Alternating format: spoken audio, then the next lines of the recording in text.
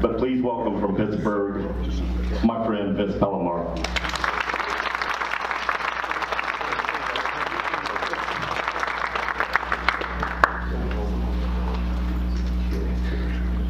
Normally, first of all, good afternoon.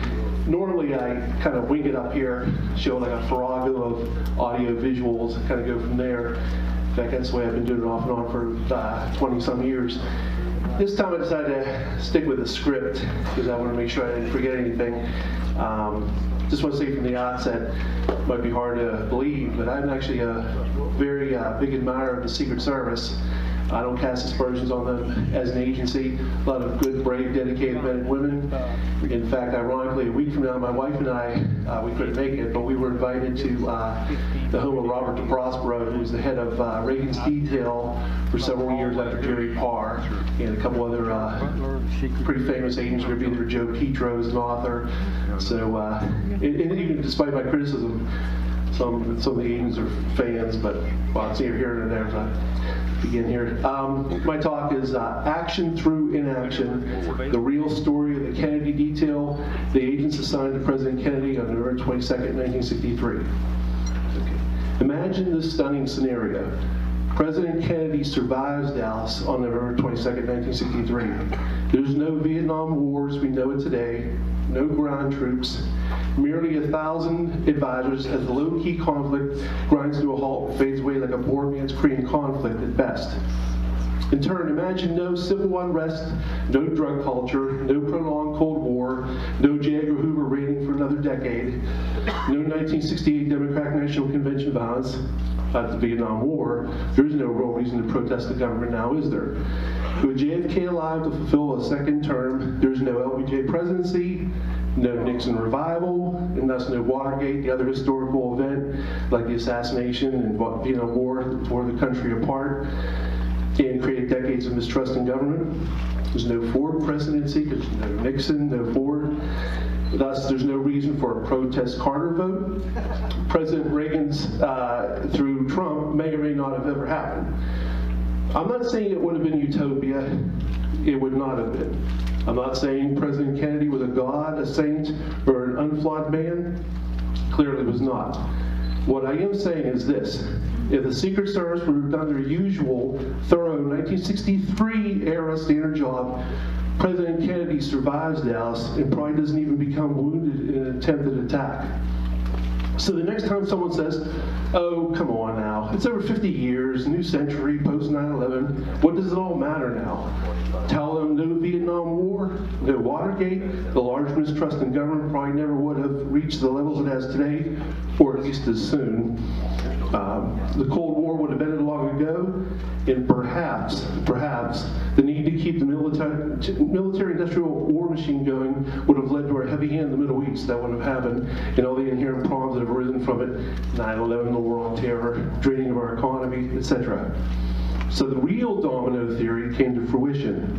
With the death of JFK, several presidencies were spawned that never would have happened. Again, at least LBJ through Carter at a minimum. And the respect and trust in government would have been felt for a far longer time. The scars from the JFK assassination truly are with us today. Keep in mind, President Kennedy was our last assassinated president, and only 10 presidents ago. In the big scheme of things, with new best-selling books and audiovisual reminders plentiful on the internet and shared by millions, that's not ancient history. Okay. As for myself, my interest in President Kennedy, the Secret Service, and the Kennedy assassination in general began at the age of 12 in 1978, coinciding with both the House Select Committee reinvestigation of the assassination and reruns of the classic fictional television series about the Secret Service of the 19th century, The Wild Wild West. Coupled with two parents who still today are rabid Kennedy fans and you have the most interested son in myself. My original research truly took off shortly after 1988, the 25th anniversary of the assassination. I started key on the Secret Service, especially in comparison to the assassination attempt on President Reagan on March 30th, 1981. I said to myself, theories about the mafia, the CIA, and other possible culprits are all fascinating, but what did the Secret Service agents do to try to prevent the assassination? Why was the assassination a success? In 1991, I should say, at the age of 25, I made my first major presentation at Jerry Rose's Third Decade Conference in Fredonia, New York. And if I do say so myself, amazed an audience of 60 older authors and researchers, many of whom admitted they really didn't pay the Secret Service any mind. As Robert Groden told a friend of mine, I guess that's why they call the Secret Service secret, and they were really proud about it. I was the first to popularize the fact that the driver of JFK's limousine, Bill Greer, turned around not once but twice during the shooting, slowing the limousine down to a near stop, disobeyed common sense, training in a direct order from superior, fellow agent Roy Kellerman, to get out of line of fire. It was chiefly responsible for the success of the assassination.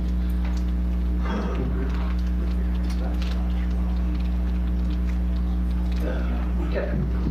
And so, it's the sequence of events. And like I said, Greer was chiefly responsible for the success of the assassination, no matter who was the shooter and no matter who was behind the murder. The reaction from the audience, which included authors Harrison Livingstone, George Michael Ivica, and Bob Cutler, among others, made me realize that I was onto something. With their encouragement and inspiration, I went further than mere photo and film analysis and secondary sources. In short, my goal was to do something unique, attempt to interview and or correspond with every former agent and surviving family member I could find. From 1991 until the present time, that is what I have done. I am now the author of 4 books, one soon to be released, forthcoming sometime later, on both the Secret Service and the assassination. I have a major part in both Part 7 of The Men Who Killed Kennedy, and that's from 2003, which was a major rating success and popular DVD. I only just mention that because it reached a lot of people. And the recently released DVD and Blu-ray called The Coup in Camelot. I've appeared in over 120 authors' books, so on and so forth. Now, here's the thing. I've interviewed and corresponded with over 80 former agents, White House aides, and sundry other important people, far more than the Warren Commission, the House Select Committee, and the ARB combined. In fact, I'm in the ARB's final report, and the board was inspired by me to go interview a couple of important former agents. But enough about my background. This is all labor, love, and a commitment to truth and history. I have a life and a job. Not in this for the money, folks. Far from it. So what's the bottom line from all my research and hard work? What is the bottom line here? Here it is. Again, when I said beginning. President Kennedy should have survived, Dallas, and the Secret Service agents truly are the men who killed Kennedy. No, there was no agency plot, per se, and many of these men, the vast majority, were merely following orders or at most were negligent. I have 3. Just 3 major suspects who I feel crossed the line into, at the least, gross negligence, and at most, actual participants in aiding the success of the assassination. Now, we'll get to them in a moment. I mean, sure, there are a very small handful of other agents I'm suspicious of regarding the assassination of the cover-up, but again, we're talking a very small number here. Other parties were the shooters, masterminds, and power brokers. What the agency provided was action through inaction.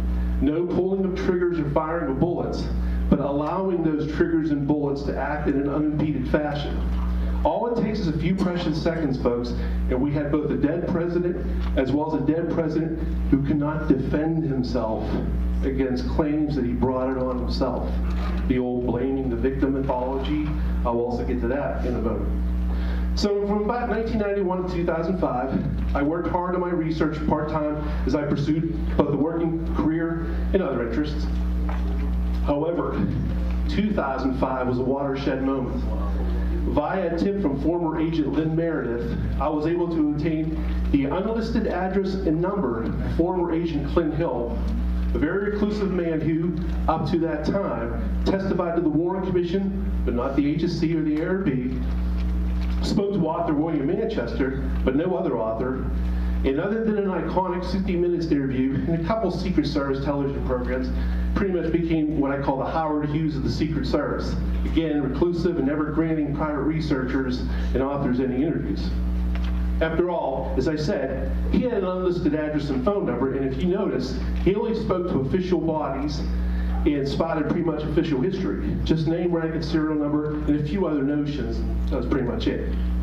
Then came my 22-page registered, signed receipt, required letter to Hill, summarizing my work up to that point, basically saying that the agents were handicapped that fateful day in Dallas because a couple senior agents laid down the law through actions and words that hampered the agents' abilities to do their jobs, while at the same time falsely blaming JFK for these so-called handicaps.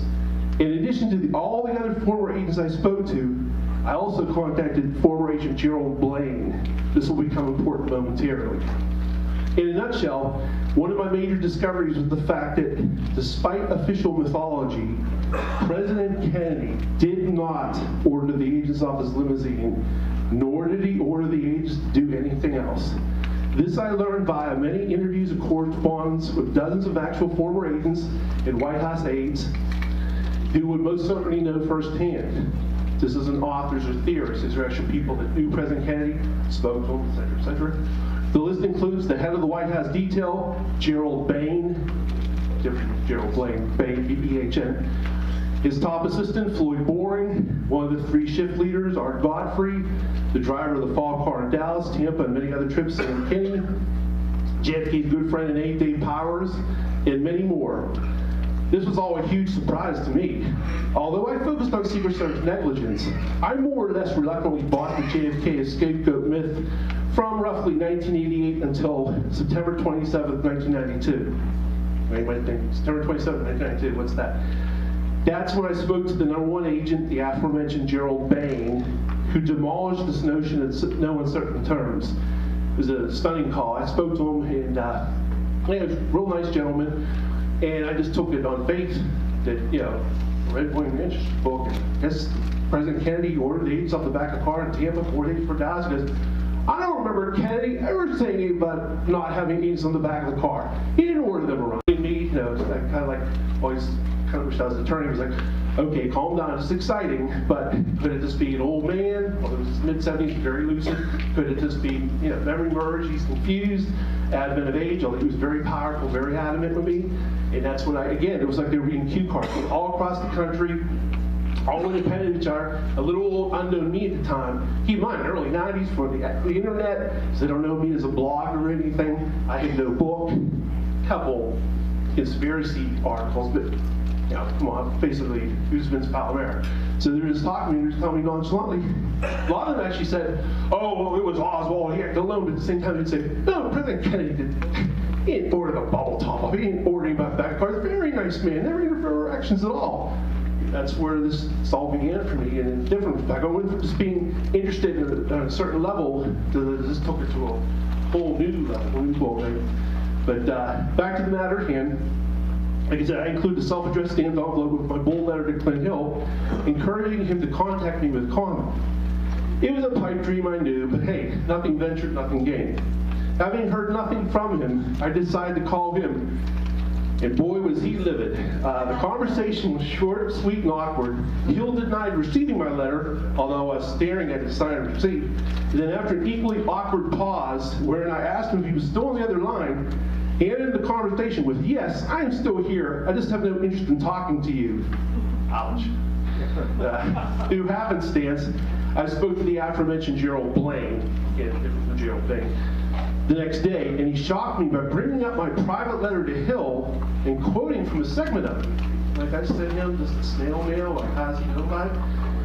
Turns out the 2 long retired men were dear friends for decades, since the 1950s, having served in the Denver field office for a while before the White House detail. And in fact, Blaine just attended Clint Hill's son's wedding, along with fellow former agent Bill Livingood. We talked about him earlier. The former Sergeant at Arms for the House of Representatives, who you're actually all familiar with. If you watch any of the State of the Union addresses for Presidents Clinton, Bush, or Obama from about 1995 to 2012, he was the man who shouted, Mr. Speaker, the President of the United States. So the last living active agent, I should say, became the Speaker of the House, or the Sergeant of Arms for the Speaker of the House of the U.S. Representatives. Small world indeed. And yes, I've also spoken to and corresponded with Mr. Livingood previously, but again, I digress. So the bottom line from all that, they're still very good friends for decades. Blaine's sharing my private letter over the phone, and they private letter to Hill. I'm like, how did you know about this? And they're like, oh wow, they've been friends, they're sharing each other. This will become important in a moment. So up to this time, my first book was a self-published affair. And although I was stunned by these developments regarding Hill and Blaine, I thought that was basically it. I would have my blogs and appearances in other books, but other people's books, but to spread the word. But I thought at the time it was basically the end of the road. What can I do with it? Boy, was I wrong. In late 2009, I received word from Gerald Blaine, of all people, yes, him, Clint Hill's a good friend who I spoke to, and who quoted from my Hill letter, that he was coming out with a book about the Kennedy detail, which turned out to be the title of the book, The Kennedy Detail. It went from initially being just a small publishing house affair into a huge Simon & Schuster release with all the inherent huge publicity machine. No mean feat for first time obscure agent turned author. I then received a letter from Gerald Blaine's attorney, get this now, asking me to take down my one blog where I mentioned his upcoming book. They thought I was trying to say I was the co-author of the book. Anyone who read it with common sense would say, Gerald Blaine, former agent who protected Kennedy's come with a book called The Kennedy Detail. I think it was a shot across the bow, to be honest with you. They threatened me with obtaining a court order to remove my little blog, so I decided to let them have their way for the moment. But why little old, a big old? Me, why me? And why Blaine, a very obscure agent who was on the Texas trip and not the Dallas stop, that next to no one had ever heard of? Why indeed? No sooner could I digest all these bizarre, out-of-the-blue happenings than I found out that Clint Hill, yes, him, the reclusive agent with the unlisted address and number I boldly sent that alarming letter to, he was writing the foreword to Blaine's book, as well as contributing to its contents, appearing on the Inherent Media Blitz, MSNBC, Fox, you name it, and also appearing in the Kennedy Detail television documentary. So these two men, one famous, one obscure, were long retired and had no compunction to write a book, let alone appear in public again. So what gives? In fact, Sam Kinney proudly told me, all of us old-timers would never sell out or write a book for any amount of money. I am talking Clint Hill, me, and all my buddies. This is the old school, no kiss and tell. So it's very bizarre. So in the interest of time, here, read my first book and see my online CTKA review of Blaine's book, as well as all my other reviews at CTKA regarding Hill and Blaine's books. So no delusions of grandeur here. It was definitely my 22-page letter to Hill that awakened the sleeping giant, so to speak. And here's more evidence of that. In 2010, when Blaine's book came out, I discovered much of it was a direct response to my work, including Blaine sarcastically calling me a Secret Service expert on pages 359 and 360. Also in 2010, here's the real big event, both Blaine and Hill would appear on C-SPAN with network CEO Brian Lamb and mockingly discuss my work, even showing a YouTube video of me speaking. Little old me, old people. And why? I say why indeed. If it isn't obvious to you by now, you haven't been paying attention. Events will springboard from here. Co-author Lisa McCubbin would go on to help in the writing of the Kennedy Detail, but also all of Clint Hill's books, all three of them. And this is no TMZ tabloid tidbit here, it's just factual truth they both admit to. 84-year-old Clint Hill left his wife of 50-plus years, although they're still legally married, for 52-year-old McCubbin, also married with kids at the time. McCubbin had gone to the prom of Blaine's son years ago, but I digress. All this information is easily verifiable anybody via YouTube, and of all things, the Irish Times. Okay, so it is what it is. McCubbin lived in Qatar in the Middle East during the early millennium, was sought out by the Saudi government to help them in dealing with the Western press, no joke here, and scored an exclusive interview with George Bush, all before the age of 37. Despite her relatively young age, no spring chicken here, before you can digest all that, turns out a John McCubbin was the head of the White House police under the Secret Service in the 1920s and was from Lisa's same hometown of Falls Church, Virginia. So pretty interesting, all these connections. Definitely makes you think. So the following events occurred not long after Blaine's book came out. Hill would appear on C-SPAN with network CEO Brian Lamb again in 2012, discussing Hill's book, and right out of the blue, my wife and I over there, man, we were watching, couldn't believe it. He mentions little old me again. First book hadn't come out yet. Who's me? Who am I out of anyone? And we were decided flabbergasted. He had little old me. He has yet unpublished researcher at the time. He'll also mention on the same program that he burned all his personal notes in 2005. What? As a reaction to my letter the same year? Weird. I was then harassed at my prior place of employment from a good friend of Blaine's again, it is what it is. Yes, yeah. No paranoia. I got the guy's name. Human Resources contacted me twice about it. What it boils down to, a little side here. This gentleman is a friend of Blaine. He wrote to the head and CEO of my company at the time, PNC Bank, and said, this guy's running very unpatriotic, unflattering things about a former friend of mine, and I don't think he's the type of employee who should represent Human Resources Department. Laughed and said, this is a free country. He's not saying anything wrong. It's First Amendment right. It's nothing profane, obscene. And he said, if anything, Vince told me, you could turn the tables on him, get him in trouble for harassment. Why is he doing this? They say both letters. They actually notified him one more time. We're going to seek legal action against you. But the point is, little old me, who am I? Why are they doing this if there's nothing to all this? Okay? So again, you can thank me or curse me, take your pick. I'm responsible for both the Hill and Blaine books coming out of the woodwork. And they wrote their huge New York Times best-selling books. The biggest publishing houses in the world, say one, Simon Schuster, that's garnered them all quite a bit of money, appearing on television documentaries numerous times, including the Emmy-nominated documentary they made, and sadly, reinvigorating the false debate about blaming JFK for his own death. It probably would have ended there around 2012 or 2013, but I had a big surprise for them. I obtained a publisher for my first book, Trying Day, and it was released in time for the 50th anniversary. That is when the harassment at work began. My blogs and Amazon reviews started getting hacked. In fact, all 400 and some reviews have come down at Amazon. No explanation from Amazon, by the way. And another obscure agent and dear friend of Hill and Blaine, Chuck Zaboral, would go on to write a one-star review of my book. Well, McCubbin also gave me a 1-star at Goodreads, but Blaine marking my book as to read. Again, I don't say this out of ego or nothing. I'm just saying, why the attention on me? There you go, the sequence of events. There you go.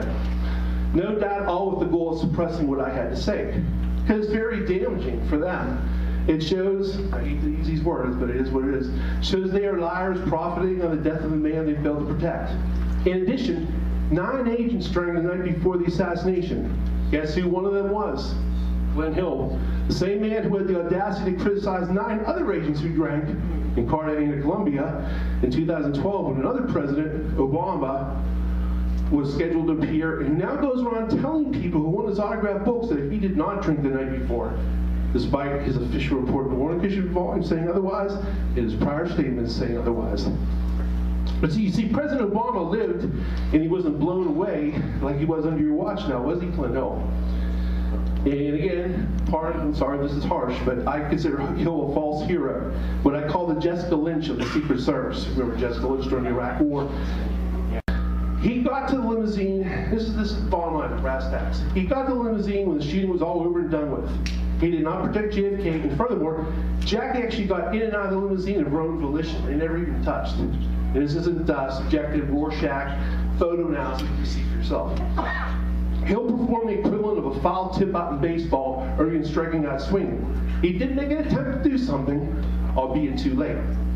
Hill would go on to receive a medal for his attempt from LBJ for the so-called heroism. Never mind the drinking incident, which Secret Service regulations show were grounds for removal from the service. Yes, him, Paul Landis, Jack Reddy, and Glenn Bennett all in that follow-up car a few feet away from Kennedy's limousine, and 5 other agents drank hours before Kennedy got his head blown off. Alcohol consumption and sleep deprivation wreaked havoc on even the best trained reflexes. They all went to bed between 2 and 5:30 a.m. and had to report for active duty at 8 a.m. Okay? For his part, Gerald Blaine was there too, but claimed to have only drank fruit juice. He can even be believed. So right there in volume 18, you can go right to it. There's Gerald Blaine basically saying he was along with all the other agents, because there's 9 agents who admitted drinking, but there was about 14 other agents who were there. They said, we just had fruit juice at the Cellar Cafe, and some of the other agents drank at the Fort Worth Press Club, so that's about it. So, see, for me, this most certainly is not a 50-year-old murder mystery. In addition to how history was changed, how it affects us all today, you have 2 old men traveling the world, smiling widely, making very big money. The Hill book movie is allegedly in the works. You heard that right, Hill's first book. This is Kennedy and Me is going to be a Hollywood movie. in peddling lies about the man they failed to protect. As a little aside, I think Clint Hill's book is very good other than a couple pages, so I'm not casting aspersions on everything they said or done. I'm a big admirer of Clint Hill's first book other than 2 pages. I have a lot of problems with Gerald Blaine's book, Kennedy Detail. So that's where my, lack of better, where my anger is close to.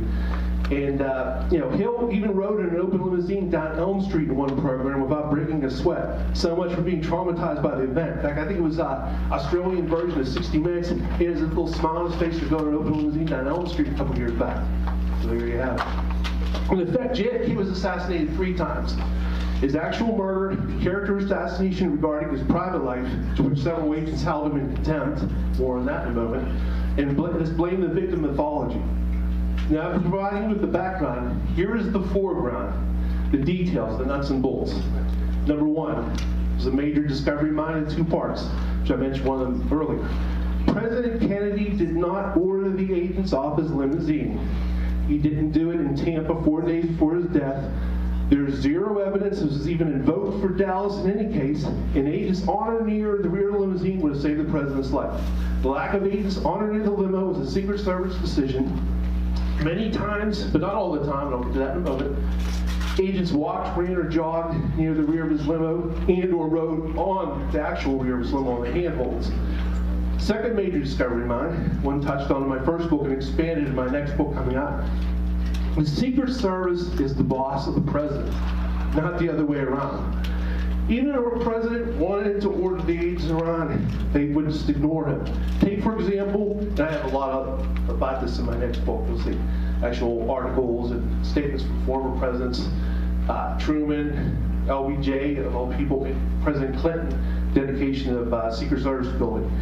The Associated Press, November 15th, 1963, so that's what, 7 days before the assassination?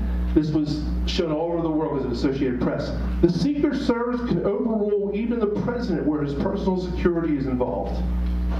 Shockingly, perhaps with an eye towards real history after he was long gone, Hill admitted in 2010 in his 6-foot oral history, with Blaine right beside him, the president can tell you what he wants done, and he can tell you what certain things, but that doesn't mean you have to do it. What we used to do was always agree with the president, then we do what we felt was best anyway. Wow. Right there on video. Go to the 6th Floor Museum, check it out for yourself. Number 2, President Kennedy had nothing to do with the limiting of placement of motorcycles by his limousine, has been alleged by some. 3 to 6 motorcycles normally rode on each side of his limousine. Flying in the limousine, usually you can just right beside his car, right by him and his passenger on the side. As had been the case in the prior stops on the Texas trip, the Florida trip, and countless other trips. This was the Secret Service decision to limit their use in Dallas, something the HSCA rightfully said was uniquely insecure.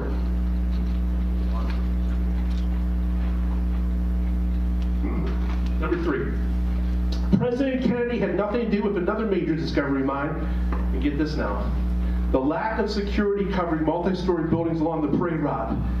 It was common practice from FDR era through and including the JFK era and obviously beyond to have agents or police or a branch of the military guard and monitor buildings. Sometimes even using a helicopter to help monitor both the route and the buildings themselves. This does not mean just stationing, just having men watch the windows from passing cars, okay, or the police on the motorcade routes themselves. But stationing men physically on the rooftops themselves, as was the case in San Antonio the day before, Florida 4 days before, Nashville in May of '63, Germany in June of '63, Ireland in June of '63, and many other trips. And again, not only do I explore my first book, but my third book I actually go into more specifics with actually contemporary news articles, Secret Service documents, more Secret Service like witness statements and whatnot to back it up. And I corresponded twice with former Secret Service Chief Inspector Michael Torina. The position of Secret Service Chief Inspector was very influential. It was Torina himself who actually completed the Secret Service manual. So if there's one person in the world who knows Secret Service procedure, it's him. Well, he contributed to this obscure book by author Wayne Hyde, written the year before the assassination, called "What Does a Secret Service Agent Do?" It was primarily directed towards young adults, but commercially available in libraries. I got an obscure copy of it. It's plainly stated, again, help of Michael Trina working on the book, if the president is to appear in a parade, agents and policemen are assigned posts atop buildings and on the street along the parade route. This lack of coverage in Dallas is a Secret Service decision. We would learn even more from the Secret Service records of the year, except for one thing. The ARB noted in their final report from 1998, Congress passed the JFK Act of 1992. One month later, the Secret Service began its compliance efforts, I should say. However, in January 1995, the Secret Service destroyed Presidential Protection Survey reports for some of President Kennedy's trips in the fall of '63. So just think about it. January 95, okay, this is a few years after, there was actually, if you read Dr. Horn's book, Inside the ARB, they were going to have congressional hearings about it. This could be a big current event. Like, wait a minute, you destroyed Secret Service reports in the fall of '63. Secret Service, why did you do that? It was Ralph Bastian who became the director of Secret Service, became the spokesman for the Secret Service and said, look, oh, it was an error in records retention. We're very sorry. We won't destroy anymore. And how convenient. It was September, October, early November. The only ones that weren't shredded were mid-November on. And those are damaging to the Secret Service because you have the Tampa trip and some other things where it shows, oh my God, multi-story buildings were guarded. They had 18 flanking motorcycles. And I spoke to Russell Groover, who was a motorcycle officer, and he confirmed multi-story buildings were guarded. In fact, the Tampa trip was the longest domestic motorcade President Kennedy ever was on, far longer than the Dallas motorcade. In fact, only Berlin was longer. And what does Berlin and Tampa have in common? Multi-story buildings being guarded. The list goes on. I don't want to get ahead of myself here. You'll hear more about all the details, but it's a drastic contrast to Dallas, Texas in general, and Dallas in particular. Agent Sam Kinney, driver of the follow-up car, was adamant to me on 3 occasions that he was solely responsible for the bubble tops removal on November 22nd. Told me JFK had nothing to do with this. It was briefly on the car that morning. It was then removed. Although not bulletproof or bullet resistant in the traditional sense, many people thought it was, thus making it a psychological deterrent with someone even fire on the car if it was on. In addition, many agents thought it would deflect the bullet that I spoke to, or shield the president via the sun's glare off the top. And many times the top was on the car in either its full formation or the partial formation, meaning just the front and rear pieces were used so the president could stand intermittently and get some air and offer some semblance of protection. And it was similar to the famous Eisenhower bubble, where Eisenhower had the same thing where he was able to stand intermittently, but he had the back piece on in particular. In addition, the top was used in bright no-rain conditions. I find it was used on approximately 25 good weather trips of JFK. It turned out to be roughly a third of all JFK motorcades. So excluding the ones where there was no top, excluding the ones where it did rain and they used the top. In good weather conditions, we're talking roughly 25 trips. And keep in mind, JFK didn't have a motorcade every day or every week. They were pretty much a semi-special occasion. So there you go. The numbers are not that dismal for the bubble tops use. And I just offer it as a what if, in that case, why didn't they use the top, even in a partial formation? There you go. Normally a flatbed truck, sometimes two, carrying still in motion photographers for the press was used in motorcades and rode in front of the presidential limousine as it was used in the prior trip in Florida. Many other occasions, it was canceled at the last minute by the Secret Service at Love Field. There's video where the guy, it's funny, he's trying to debunk something by the Secret Service. He's actually proving them. There's video from the June '63 San Diego trip, and there's 2 live television feeds in 2 flatbed trucks in front of the presidential limousine, a gaggle of still in motion photographers as well. The Marines are guarding the route. They're facing the crowd. You see a whole bunch of Marines on each side, and there you go. But so somebody looks at that, but they posted the video, they're like, there's no agents in the back of the car explaining this. It's like, oh, you idiot. You're just showing 2 flatbed trucks with all this coverage, and you're showing the Marines on the side. So people, they focus on one thing and say, aha, but they don't see the big picture. It's not that every single trip had all these security measures invoked, because the Secret Service was a small organization back then. What they did to augment it was they had federal, state, and local officials, like that. In this case, it would be the Texas Rangers, it would be the Sheriff's Department, it would be the local police, they had the branch of the military to help augment them, and that's how they got around their so-called small number in the White House detail. And also members of the Secret Service field offices around the country helping them as well. So keep that in mind. Number 6, Special Agent in Charge Bain or his immediate assistant, number 2 man Floyd Boring, accompanied the president on trips outside of Washington. Bain took his first vacation of the JFK era, coinciding with both the Florida and Texas trips.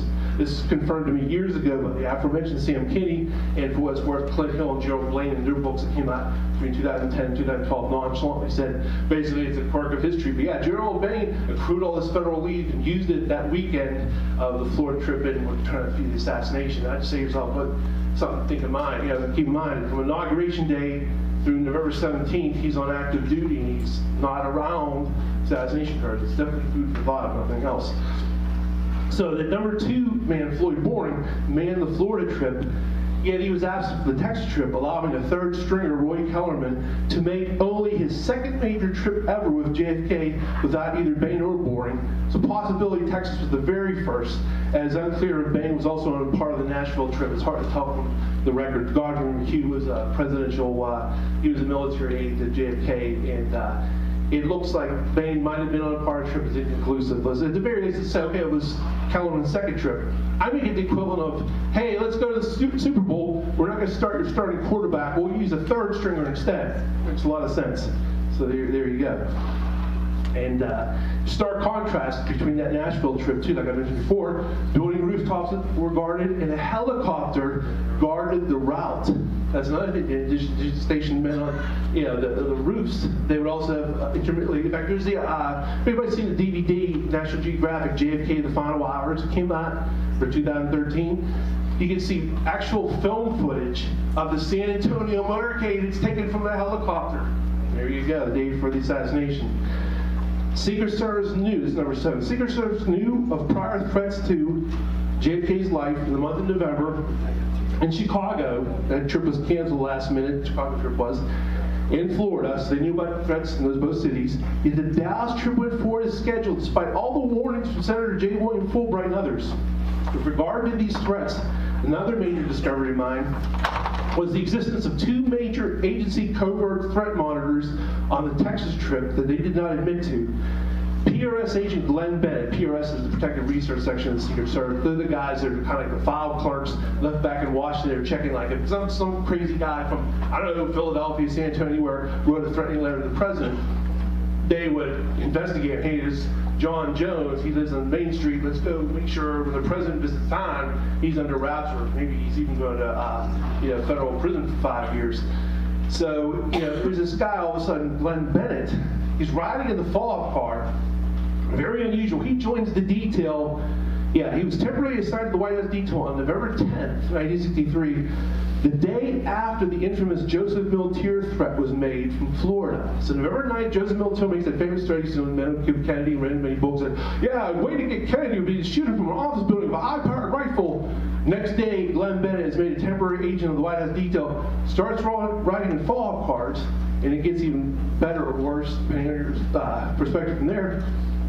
He lied under oath to the House Select Committee, saying he was not on the Florida trip. Now, keep in mind, all these records only came out in the late 90s. When they came out in the late 90s, they say, okay, Glenn Bennett, he's telling the House Select Committee he was not on the Florida trip. Uh-oh, Secret Service records came out, several of them, it's a slam dunk. Every single trip. JFK visited Cape Canaveral, Miami, Tampa, and Palm Beach. And Glenn Bennett was on all those trips riding in the follow-up car. And also, a obscure Secret Service book came out identifying who Agent Bennett was, what he looked like. Lo and behold, you can now identify Glenn Bennett in the films and say, wow, Glenn Bennett was riding on the back of the car in Tampa, and he was riding in the follow-up car, and not there, and not admitting his presence while he was there.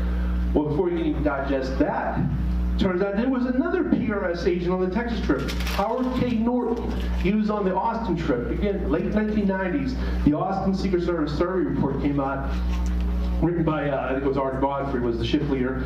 And on there it says that after the assassination, they all boarded the C-130 and headed back to Washington. And one of the men they mentioned was Howard Norton. And that's all came about. I'm not familiar with Howard Norton. So I spoke to a gentleman named by Dale Wonderland, who's a fellow PRS agent. Oh yeah, Howard K. Norton. He was the first security technician of the Secret Service. In fact, he found the residence cavity in the Russian ambassador's, the seal that they were trying to bug his office. Went, oh yeah, Howard K. Norton, he was one of a kind, blah, blah, blah. The point being is, why were these guys there? Why was nothing said about it officially after the fact? And again, I think it was definitely, there was some sort of covert monitor of threats. In other words, the Secret Service knew of threats to the president's life, and he's assassinated in Dallas. And they can't admit to why they were there in their roles. It was covered up because even in naive 63, 64, heads were going to roll. They realized, wait, you knew of mortal threats to the president. You even had a monitor on the trip right in the fog car, and he was still assassinated. And there's more to it than that, but that in and of itself would have raised the eyebrows of many, John Q. citizen, but they didn't know about it at the time. It's only because these records were released in the late 1990s, little old me was even curious. Well, I bet it. Why is he lying about the floor trip? Howard K. Norton, who's that? And there you go. It's all just flippant. So you can speak to another agent. Oh yeah, Howard K. Norton. He was a security technician. Sure. That's how it all comes about. And very interesting, intriguing response. When I started to ask fellow agents about Glenn Bennett and Howard K. Norton, they all got instant amnesia. They're all saying, I don't know if I remember him after all. I don't know what he was doing on the trip, like Gerald Blaine, author of Kennedy Detail. It was strange why he was on the Dallas trip, but I have no idea why he was there. I spoke to Jerry O'Rourke, a fellow Texas trip agent, and he said, I don't want to do it. I don't want to do it. I'm afraid for my agency. And the man hung up on me. Yeah. There you go. You might think, oh, it's 50 plus years later, it's time to move on. And yet, there you go. And then it's incredible. Here he was, 2005 on the phone to me. And in fact, it was prefaced remark by Jerry O'Rourke. Real nice guy. Spoke to me, roll, this comfortable thing. Hey, Vince, you have any questions? Give me another call, man. I know you're busy right now. And I called back. That's why I mentioned about Glenn Bennett and Norton. I don't want to do it. I'm afraid for my agency. Click. Pretty bizarre. Bennett passed away in 1994, and Norton's current whereabouts were unknown. I contacted the Secret Service, and get this, after a check of records, the public affairs officer, George Rogers, said they couldn't even tell me how long he served in the agency. Howard Norton. This is in addition to the presence or lack thereof of military intelligence operatives in Dealey Plaza, including as well known James Powell, who took a photo of the Texas School Depository after the shooting, even though he was allegedly off duty. There you go. And wrapping summaries. Special Agent in Charge Bain confirmed to me that the route was changed for the Dallas trip. Another amazing explosive thing happened September 27, 1992. He gave me no details, but he said, I know it was changed, but why? I've forgotten completely. I don't know. So, for years, people were contesting about a route change in Dallas. He goes, oh, that's conspiracy folklore. That route wasn't changed. It was etched in stone. It was going to Maine to Houston now. Well, here's Gerald Bain, who's head of the White House detail, telling a total stranger on the phone. The preface of it was, I asked about his House Committee executive session testimony, which wasn't, in fact, I don't think it still hasn't even come out. So yeah, the House Committee asked me about the route, and I know it was changed, but why? I forgot completely, I don't know. There's more to it than that. You can see that, I think chapter 5 in my first book, go more about the route than that. But again, it's Secret Service responsibility. They're not, unknown people on the grassy knoll. It's not the mafia, and all due respect to other people's theories. Again, these are just people, I think, on a certain level, unfortunately or intentionally, whatever, made the assassination possible with action, through inaction. So again, if they would have been going Main Street to Industrial Boulevard, for example, a route that Sam Kinney and Will Lawson admitted to me was an alternate route, they would have been moving at a faster rate of speed away from the book depository in Grassy Knoll. And that was the route that FDR took in 1936. I have some photos of the motorcade route. And you see good old FDR going straight down Main Street, hey! And Governor Connolly admitted that was the ceremonial route for the Warren Commission. Number 10, as most people are aware, Sheriff Bill Decker ordered his men not to participate in the security motorcade. It was verified by Roger Craig. Decker had said this after agreeing to offer security to Secret Service Agent Sorrells the previous day. He offered him 15 agents, but then there was, Roger Craig saying on film, saying, yeah, we were told by Sheriff Decker to in no way participate in the security of that motorcade. We were there as spectators, nothing more. They're pretty crazy. You might say, so, oh, okay, Sheriff's Department, what about that? It was standard procedure. Again, the agents were short-handed. They relied on local police and military to help them out. Godfrey McHugh, the aforementioned military from a while ago I mentioned, said he was told for the first time ever to not ride in the presidential limousine. Who told him not to ride there? Secret Service. We should be surprised by now. He said that normally he rode between the driver and the senior agent in the front seat, observing and taking notes. In conjunction with the above, Dallas Police Chief Jesse Curry and Dallas Chief of Homicide Will Fritz each wanted a car full of policemen in the motorcade and their request for Nick's buy, you guessed it, the Secret Service. And not only did they originally agree to the presence of the motorcade, there was a precedent for their uses of either local police or sheriff's departments cars armed with heavily guarded, heavily armed men. They went to Pittsburgh in October of '62. There's articles where they had all the rooftops guarded, and the local police department said that they were watching any window. If any window was open, they knew what to do. So this is also indication of electric-pride. People thought electric-pride was talking hyperbole. Oh, come on, that's one trip. I don't know this was used all the time. Turns out it was, but it took someone to investigate it. There you go.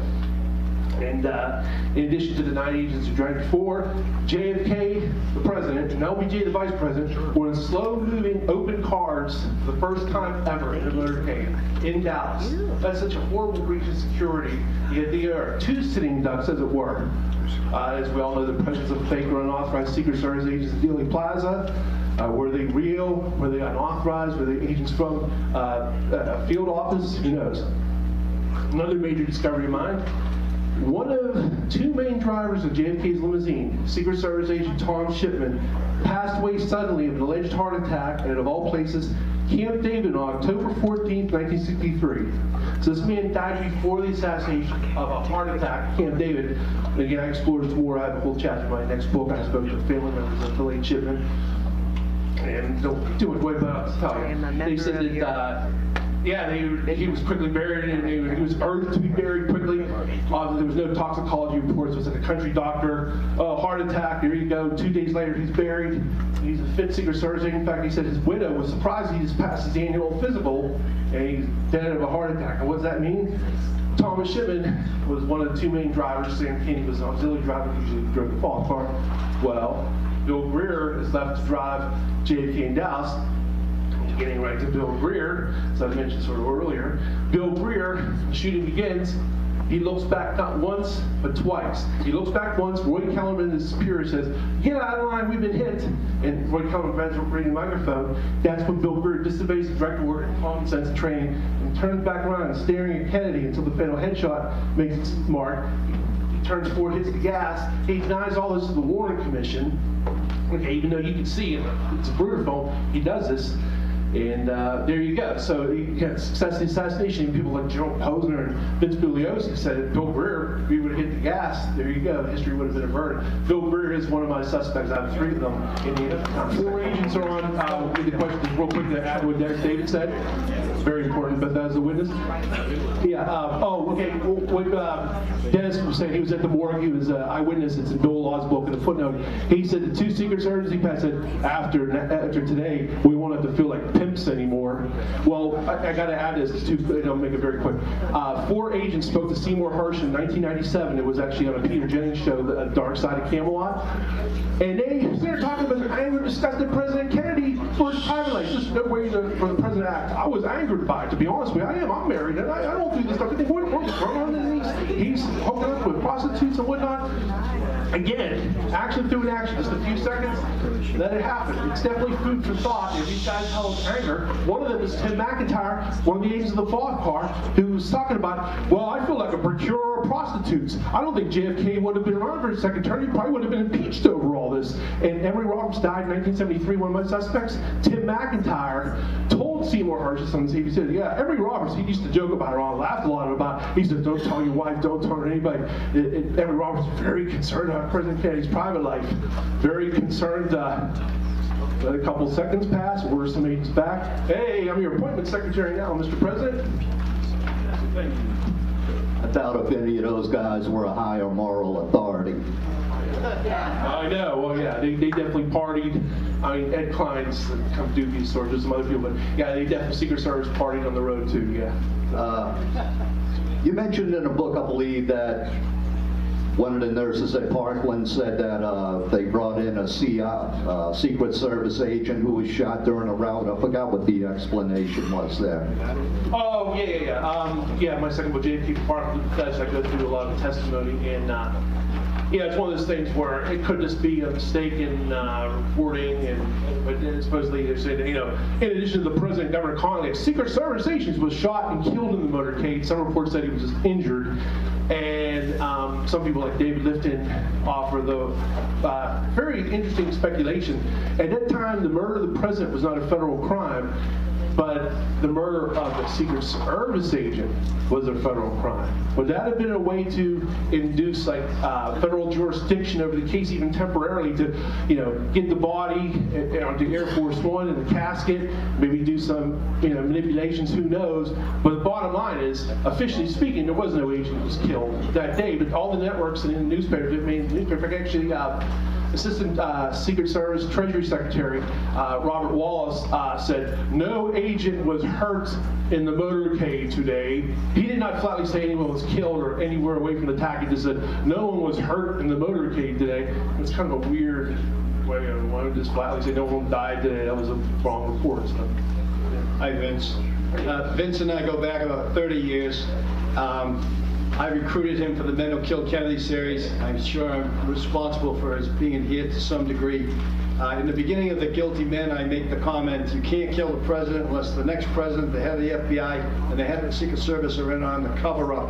And it's the work of Fred Newcomb and a few others, but very few of us realized that the Secret Service was important, and I'm proud to be on the ground floor with Vince. And I urge you, there are certain books that are really important to read, and Survivor's Guilt is really one of the core books to read about this case. Thank you. Well, thanks a lot, man. I appreciate it. And like I want to say, I always tell people this. This is not a witch hunt. I have a lot of admiration for the Secret Service. Okay, we're only talking 3 suspects. Men and women today are wonderful, and like I said, even though he knows about my work, Robert DeProspero, Thanksgiving dinner with Robert DeProspero, and he has my book where I'm saying all this stuff, so he doesn't hold it against me, so there you go. Hey, Vince. I think I'm going to add a little bit to the idea of the Secret Service agent shot. There were guys opposing the Secret Service agents. And if you take a look at an obscure little deposition, can't cite the volume or page number, but it's in with the Parkland Hospital depositions. Bertha Lozano. Yeah, oh yes, I know that. Yeah, so guys brought in by 2 other guys.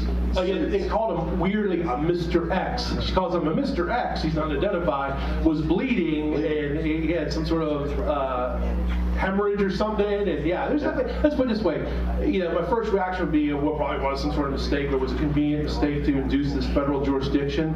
But there's definitely Bertha Lozano. There's another one from Parkland. It's in the J.C. Price exhibits where another nurse talks about some sort of bleeding patient and whatnot, in addition to the President, Governor Connolly. Okay, So it's food for thought. On the side, somewhere There was beside blood up by the stairwell that was... Oh, the pool blood in on Elm Street. So, where there were fake Secret Service agents. So, there's that. There's Bertha Lozano. I met her cousin, who lives in Austin, and got the story of what happened after that. She was kidnapped and disappeared shortly after she witnessed that as the nurse at the ER registration. She reappeared a year later, nude on a beach in Florida, with her memory completely wiped. And she never.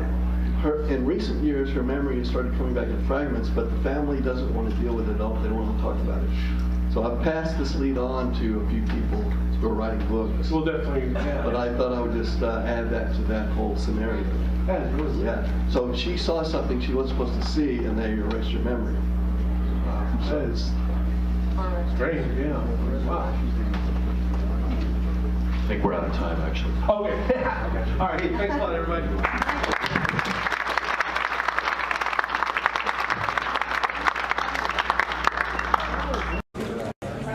All right, ladies and gentlemen, it's time for our next speaker. Are you ready? Did you have a good lunch?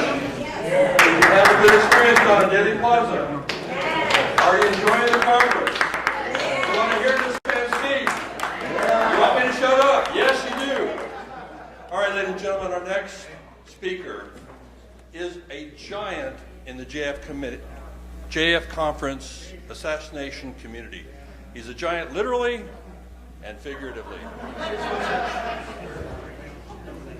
Tonight, Vince Palamara is going to be speaking on the Secret Service and JFK. Vince is the world authority on the Secret Service, has spoken to both medical personnel on duty in Dallas that day, as well as retired agents. He discovered that at least 3 Secret Service agents who crossed the line, past simple laziness or incompetence, and either cooperated with a conspiracy or allowed it to happen. Ladies and gentlemen, please give a warm welcome to Vincent Palamara.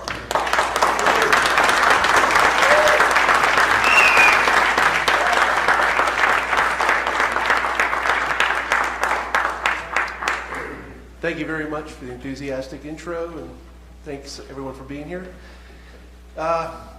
Basically that's what it is. I said, what's your theory? Here's my fact. President Kennedy should have survived Dallas. It's as simple as that. And I have a lot of material, so we'll skip all that. Get right to it. Okay. Now, the first thing is not technically a security issue, but it is a photo coverage, eyewitness issue, and the lack thereof in Dealey Plaza. Press photo coverage involving professional eye and ear witnesses was still in motion photography. Normally, a flatbed truck was in front of the presidential limousine. Here we are, Honolulu, Hawaii, June of '63. 2 flatbed trucks, notice the arrows, in front of the presidential limousine. You wouldn't have had to rely on amateurs like Abraham Zapruder, Orville Nix, everybody else. And obviously, professional eye and ear witnesses. Here you go. So that's just Hawaii. Here we are in Berlin. Again, you have agents on the rear of the limousine. We'll get to that issue in a moment. But there it is, flatbed truck. And we'll get to the $64 million question why they weren't there in Dallas. Here is a live television feed in Rome, Italy in early July of '63. Yep, that gentleman right there is filming. And in front of him is the press photographers, still in motion photographers, filming the motorcade. There's also agents on the back of the limousine there as well.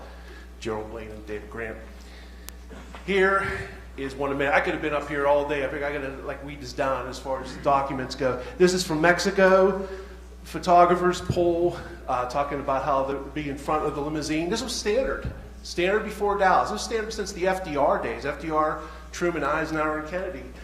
Before 1963, before November 22nd to be exact. They were there all the time. Okay. And here again, not only just the press photographers in front of the limousine, you had the press van very close by, press bus, very close behind. And besides, we'll get to this issue in a moment about the agents being on the rear of the car. There's Gerald Blaine of the Kennedy detail fame there. And there you go. And it makes you think, wow, they would have been there in Dallas. But hold that thought for a moment. And again, I could have been up here. Very similar looking documents of many trips, especially in DC. There's the show, the pull trucks, which are the 2 flatbed trucks. Number 1's the presidential limousine. There's the wire service cars. These were all from the JFK library. And I can't stress enough, as I do with my President Kennedy in life photographs, a lot of these documents and photographs have only become available in the last 5 to 10 years. Really, actually last 7 and on. They weren't available for many, many years. So definitely something to ponder as far as, thank God for the internet and the digital age. A lot of stuff's come out. Here we are, 4 days before Dallas, Tampa. It's Chuck Zboril and Don Lawton walking with a limousine. And you might say, hey, who took this photograph, Vince? Well, that was the White House photographer, Cecil Stoughton. Either him or Robert Knudsen were always in the fog car. And they were there up to, hey, the day before San Antonio. And hey, what's his view from? Oh, it's only from a police helicopter. Was filming the motorcade. Nothing to see here. See, by press coverage the day before, they were filming the motorcade from a police helicopter. This is San Antonio, Texas. And again, it's the day before the assassination. There is Cecil Stoughton taking his photograph. There's even a close-up view there. Yet in Dallas, in the interest of time, I'm not going to read this whole thing, Tom Dillard was forceful about this on C-SPAN in 1993, saying we lost our position at the airport. It was canceled at the last minute. flatbed trucks. He was very forceful about this on C-SPAN. This is his sworn Warren Commission testimony. That normally a flatbed truck precedes the motorcade, and they weren't there. And it was a Secret Service that canceled the flatbed truck. So there you go. What need amateurs like Abraham Zapruder and everybody else. And this is an interesting news article to say in President Kennedy's administration, it was argued by some of the television cameras could not get a good view of the president in the parade. It was also noted the Secret Service men were not pleased to run the president as closely as they have been on other occasions. This is a very important issue here. Secret Service agents often walked, jogged, or ran with the limousine, or actually rode on the rear of President Kennedy's limousine. And here's the surprising, the bubble top was used in a third of all of JFK's motorcades, often in good weather. It wasn't just rain. Here's Roy Kellerman, Dallas fame, and Bob Lilly. Okay, I spoke to Robert Lilly. He told me that, President Kennedy never interfered with our actions at all. Whatever he wants, the way it will be. He told us on election night, and he was with him from election night 1960 until October of 1963 when he got transferred. Riding on the back of the limousine, they reached speeds of 50 miles an hour. This was in Puerto Rico. No rain, beautiful, very hot conditions. They were going up to upwards of 50 miles an hour with the bubble top on. Here we are, early July 63, again in Rome. David Grant near JFK. David Grant was Clint Hill's brother-in-law. And Gerald Blaine of the Kennedy Detail Book fame. In the back of the car, beautiful motorcycle formation. Again, the back of your mind should always be, wow, imagine if this was in Dallas. And why wasn't it in Dallas? We'll get to that in a moment. This is another segment of the different vehicle of the Italy trip. There they are again. What's unstated in these photographs is obviously the press photographers are filming it. It's right in front of the motorcade too. Not amateurs, in this case it's life. Here we are in Bogota, Colombia. Roy Kellerman and Bob Lilly again on the back of the car. There's a full bubble top, closed follow-up car, good motorcycle formation, guards on either side, armed forces guards. Going at a pretty fast clip too. Here's the late when Lawson just passed away. In front of the limousine, there's Art Godfrey, JFK, walking with the limousine. There's Agent Bill Duncan. These are different trips. This is South Dakota, walking with the limousine, Kennedy. Here's 4 days before Dallas. Chuck Zaboral and Don Lawton working on the back of the limousine. Don Lawton told me, and you'll hear the clip in a moment, he said, we always had regrets, remorse. Who knows? If they only would have left guys in the back of the car, you can hindsight yourself to death. The they is the Secret Service, nobody else. Not boogeymen, not the FBI, it's the Secret Service.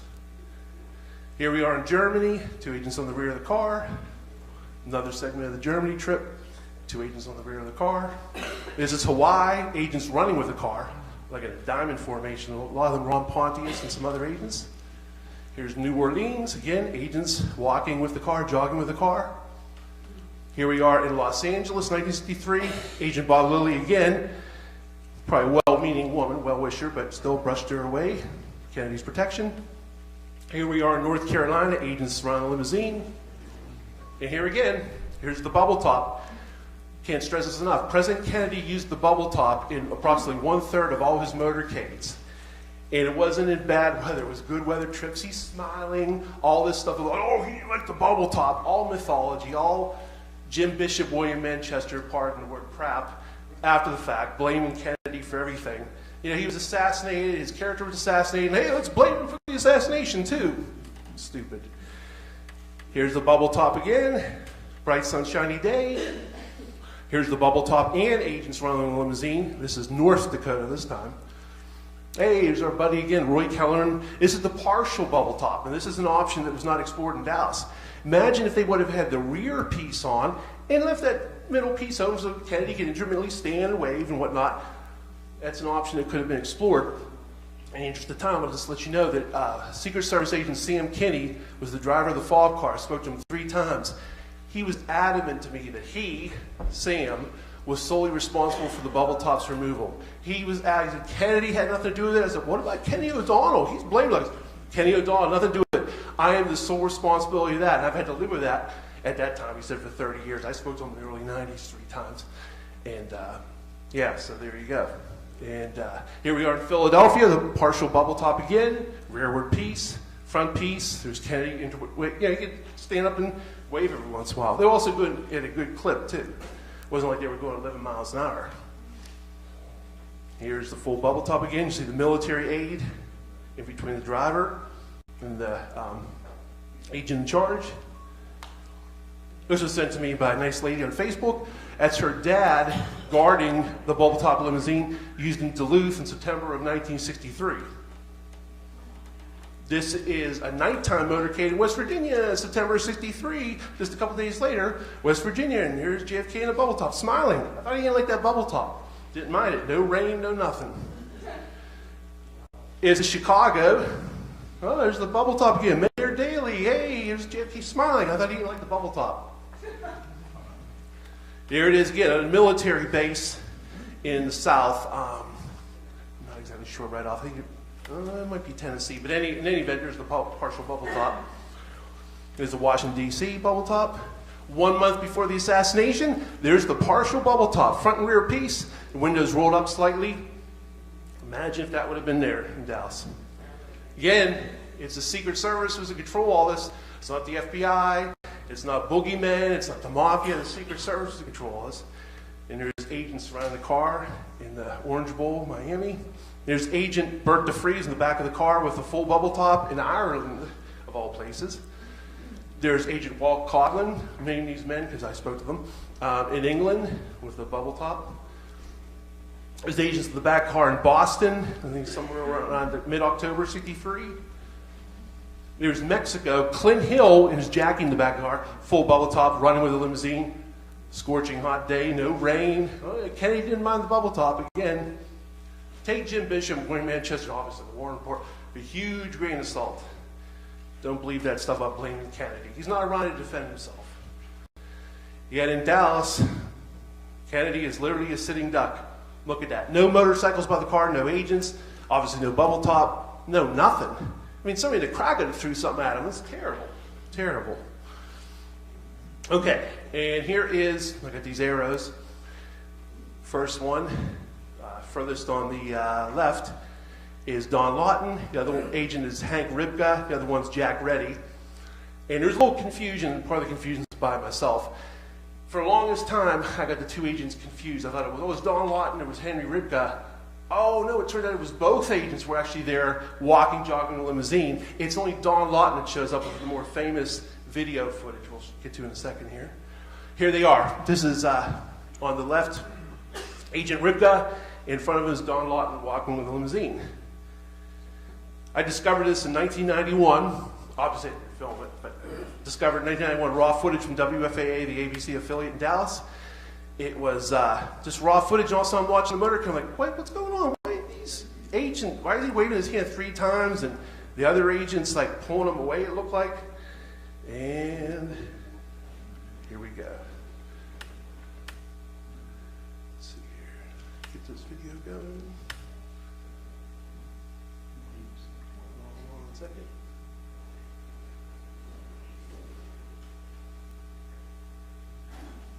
Do with you in a second.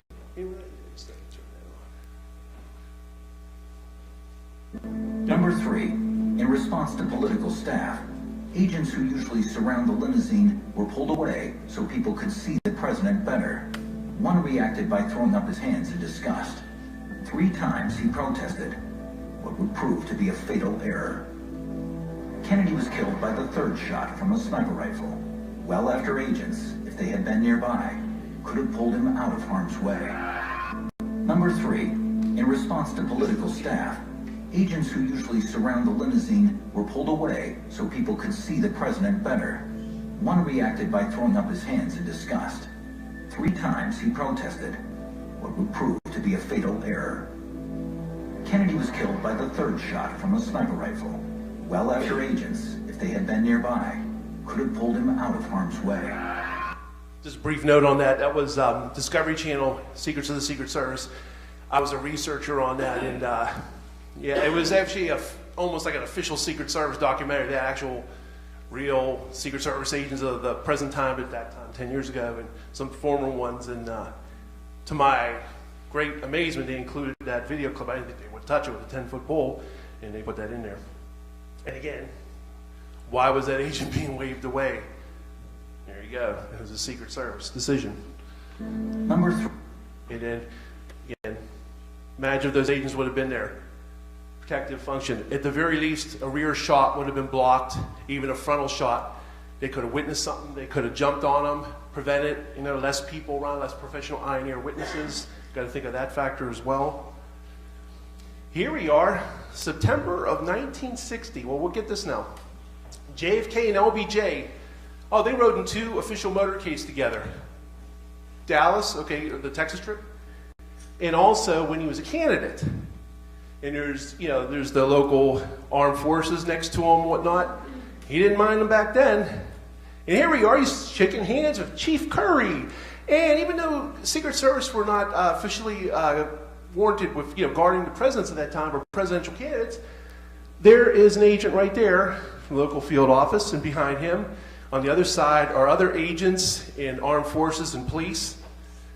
And again, he didn't mind that when he was running for the presidency in 1960 in Dallas. Gets hit, 3 years later, another motorcade, LBJ, first time since then, and there's nothing. And in the interest of time, I'll just kind of go through this a little bit. But I spoke to these gentlemen starting in the early 1990s. It's before the internet really kicked in. There was computer bulletin boards. But basically, I was just an amateur stranger on the phone calling these guys. They lived in all parts of the country. I was a little amateur me. I was only in my mid-20s at the time. Didn't have a book out. Didn't have hardly anything. Nobody really knew who I was. And I was asking the same thing. And they kept on like they were reading cue cards. The number 1 agent of the White House detail, well, I'll get to him in a second. I'll get to James Riley, chief. No president will tell the Secret Service what they can or cannot do. That's what he testified under oath to the Warren Commission. Okay? Actually, this, okay, now I'm on the right spot. Okay, President, this is basically debunking the whole idea about the president being the boss of the Secret Service, which isn't true. And there you go. And then his predecessor, U.E. Ballman, said the same thing, that he could legally countermand a direct decision by the president. This is a story that came out in the AP, November 15, 1963. It stated that the Secret Service can overrule even the president where his personal security is involved. George McNally, former agent, agreed. Again, in the interest of time, Mike Riley, Bill Carter. Harry Truman agreed, said the Secret Service was the only boss the President of the United States really had. Lyndon Johnson's on record saying the same thing.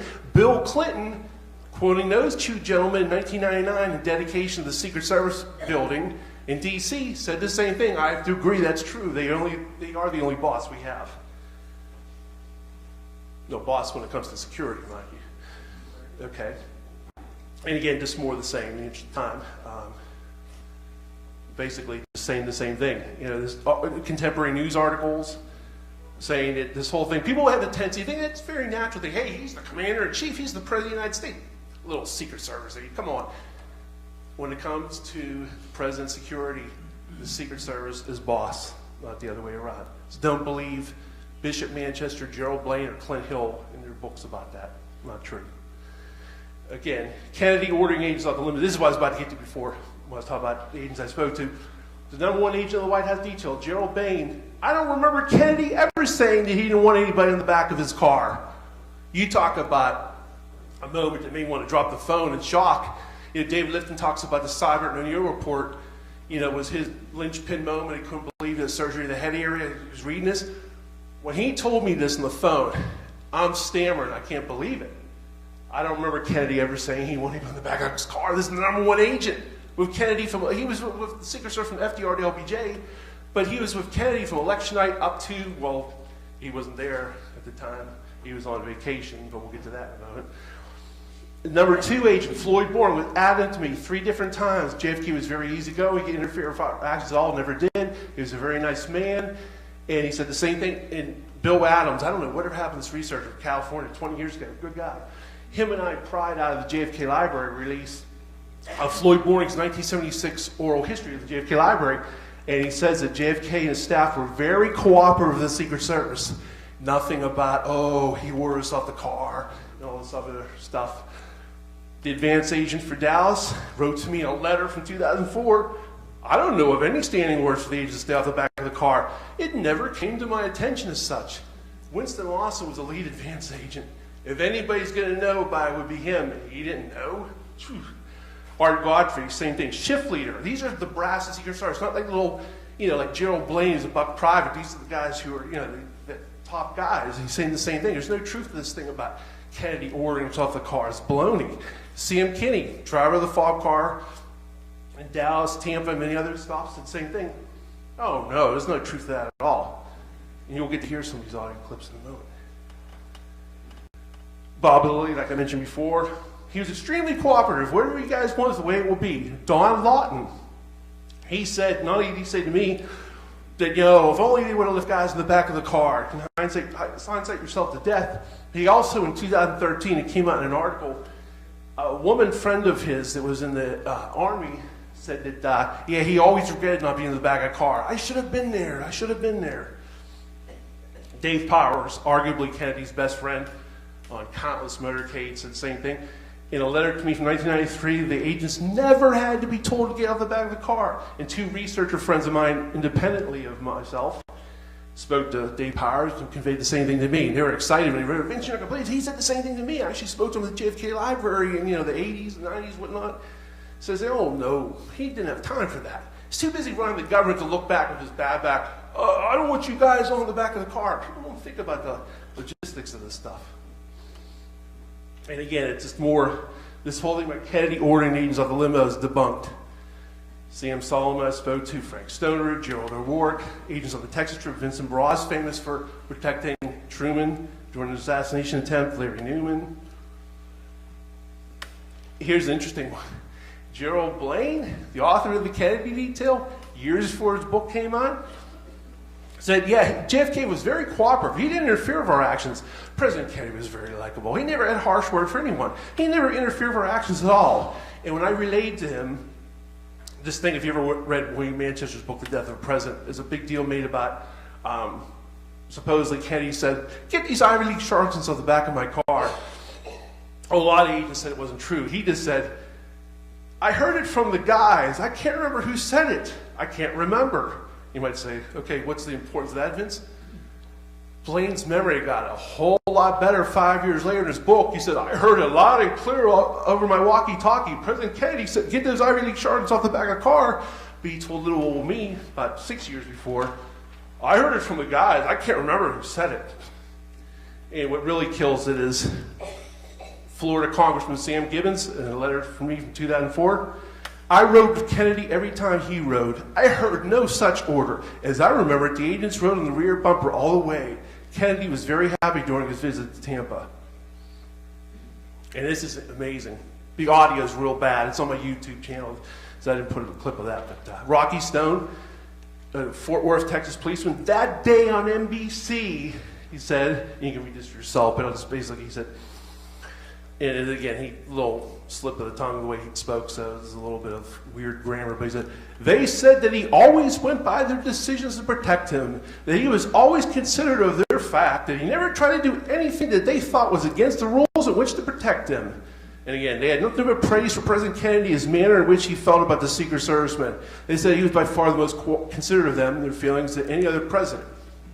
But if you read Bishop Manchester, the Warren Report, Blaine's book, and even Clint Hill's book, you come away with, wow, shame Kennedy died, but man, it's not like he had it coming to him. He didn't want these agents by the car. He didn't want the bubble top. He didn't want the motorcycles by the car. It's all nonsense. And here is 2010. I guess he was thinking about posterity. And yeah. Well, he can tell you what he wants done, and he can tell you certain things, but that doesn't mean you have to do it. And what we used to do was always agree with the president, then we do what we felt best anyway.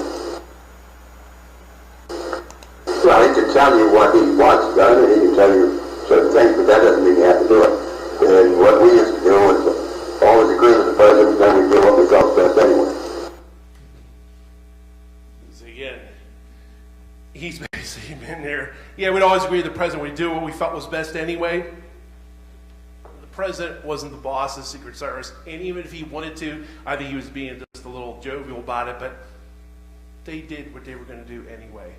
President Kennedy was thinking about his speech. He was thinking about legislation. He was thinking about world events with his bad back even. The last thing he was thinking about is, why is our Godfrey back there? Get him off that car. people believe that stuff. Can't believe it. And yeah, we'll play these. Now, some of the audio is a little up and down. Keep in mind, early 90s, phone connections and whatnot. But yeah, some of the actual interviews, all these gentlemen have passed away. Yeah, Sam Kennedy, driver of the fall car, as you can see, there he is. I'll play this in a moment. And Floyd Boring and Gerald Bain. And yeah, they're all denying to me that President Kennedy ever ordered him off the car. What I think I found it interestingly enough is there's no truth to this thing about supposedly Kennedy ordered the agents off the back of the limousine. No, he had nothing to do with that. I figured that, because you know what? William Manchester makes the claim that Floyd Boring was ordered by Kennedy, and I'm quoting what it says in the book, it says, keep those Ivy League charlatans off the back of my car. That is false. Yes, I don't take it as the gospel, but I know other people have. I can't tell you how many times I've seen that repeated where President Kennedy told the agents, I guess yourself and other people, get these men off my limousine, don't do this. Okay. Very nice man. Yeah, that's never represented at all. That's I had been on the trip before, February, the last vacation he had. Oh, okay, the one that Florida. Right. Oh, okay, yeah. There's something relating in his book about that too. Supposedly, he makes it out like President Kennedy was real authoritarian and ordered the men off the back of the limousine. Well, that's not true. I didn't think that was either. Yeah, Rufus Youngblood, it was one of the things he told me. He says that don't believe Manchester or Bishop.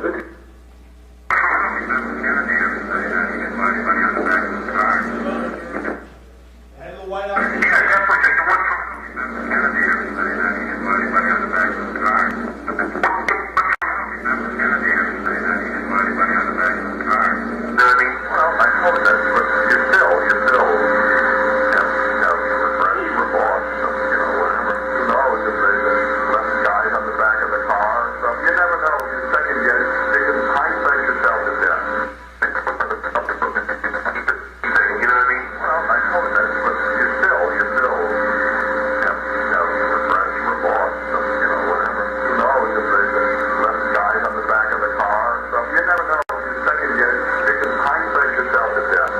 This is the lead advanced agent for Dallas, Winston Lawson.